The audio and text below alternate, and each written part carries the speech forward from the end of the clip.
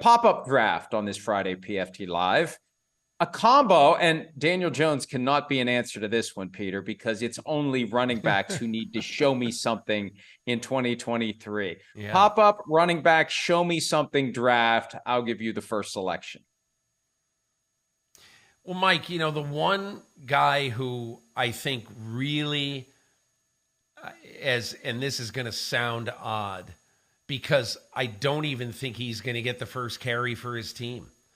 But one of the reasons that the Eagles are not really stressing what happened to them last year is Kenneth Gainwell played well down the stretch. He played very well in the playoffs, and he proved that he can handle more of the load than he had ever been asked to handle in Philadelphia.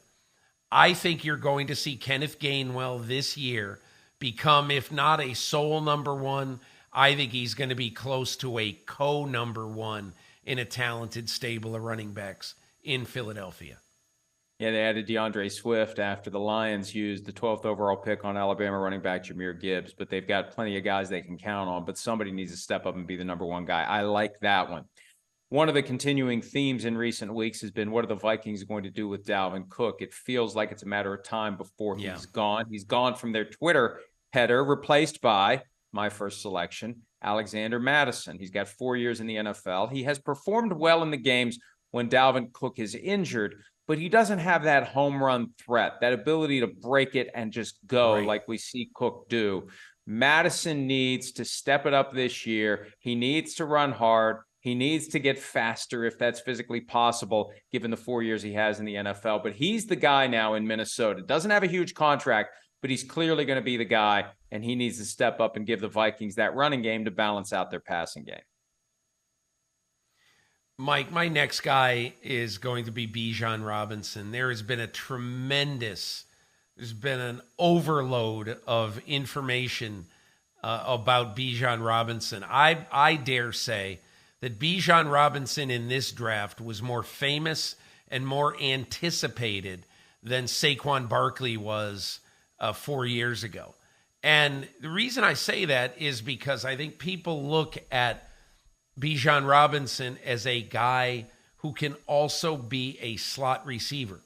And as Steve Sarkisian, the coach at Texas, told me a month or so ago, he had the best hands on our team. And if we needed to, if we had a need, he could have easily played in the slot for us. And so I think Arthur Smith in Atlanta is looking at Bijan Robinson as a guy who not only will be used in the backfield, but will be used consistently in 4 and 5 wide receiver sets. And I'll just say one other thing. Not a lot of pressure on Bijan Robinson, because remember, last year, Tyler Algier sort of came out of nowhere. The big thumping A.J. Dillon kind of back, physical back. And he was over 1,000 yards for the Atlanta Falcons. And I think what you're going to see this year is and one of the reasons I'm bullish on the Atlanta Falcons and why, hey, this is a story for another day, but I think the NFL is going to regret not putting the Atlanta Falcons on primetime. I just think that is an opportunity missed. Can you imagine on the field at the same time, Tyler Algier, Bijan Robinson, Drake London, Jonnu Smith, Kyle Pitts? I mean, if Desmond Ridder is competent, that team can put up 28 points a game. And so I like Bijan Robinson and whatever role he's going to fill in this offense, but it's going to be a significant one. You mentioned all those names, and you didn't mention Cordero Patterson. He's there too. It's amazing. Oh, and the NFL you're right about that. My fault. They can still rectify. Yeah. They can still rectify the situation by flexing the Falcons to a Sunday or a Monday night late in the season. The Falcons play their way into that consideration. Next one for me, I'm going to go J.K. Dobbins, the Ravens running back, who had a very promising rookie season. Torn ACL, training camp, second year. Last year, is he ready? Is he not ready? He had a couple hundred yards. I think this is the year. This is it, up or out for him. he either secures his future in Baltimore and cements his name as one of the top running backs, or it's just not going to happen for J.K. Dobbins. So this is it for him.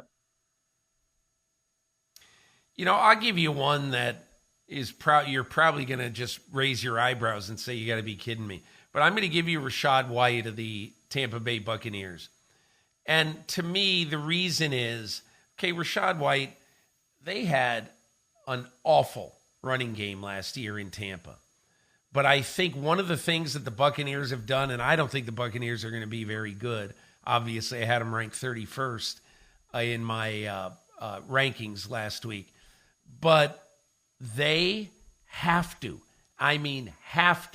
be able to run the ball. And I think that has been part of what this offseason has been about for Todd Bowles and that offensive coaching staff, because they need somebody to take the pressure off, a new quarterback in Baker Mayfield and receivers that, quite honestly, have gotten physically worn down at the end of years. So I think Rashad White is going to get plenty of chances, and he must come through for Tampa to not be, at the bottom of that division. Plenty of talk before the draft about what they expect from him. They didn't go out and add someone who would undermine White's status. There was some talk if Bijan Robinson lingered at 19, they would take him. Obviously, he didn't. I agree with you. White's going to have every opportunity. Last one for me, mentioned Dalvin Cook earlier. How about James Cook, his younger brother, who's entering year number 2 with the Buffalo Bills? He's currently estimated to be the top guy on the depth chart with Devin Singletary gone. Damian Harris is in. Latavius Murray is in. Naheem Hines is still there. They just don't use him offensively. Cook has the opportunity to become the running back the Bills desperately need to balance out the Josh Allen-centric offense. Cook could be the guy. He's in the building. He did well last year. They like him. This is his opportunity to build the kind of legacy that his brother Dalvin did in Minnesota. Hi, it's Mike Florio. Thanks for watching PFT on YouTube. Hit subscribe for the latest news and analysis from Pro Football Talk.